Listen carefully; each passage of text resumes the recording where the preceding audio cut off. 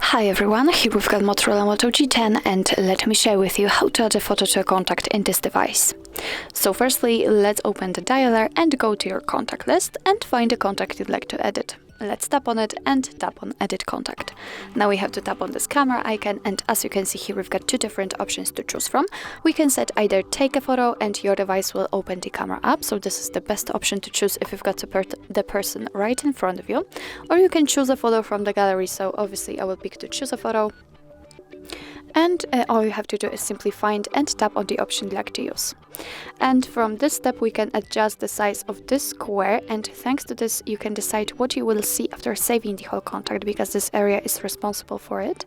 So just position it like you want. Here you can also rotate the picture, so it's up to you how you want to set it. If you're happy, just tap on done. Remember to tap on save right here. And as you can see, it has been immediately applied to our contact, and we can check it also on the contact list, and you will be able to see it while all incoming calls from that number.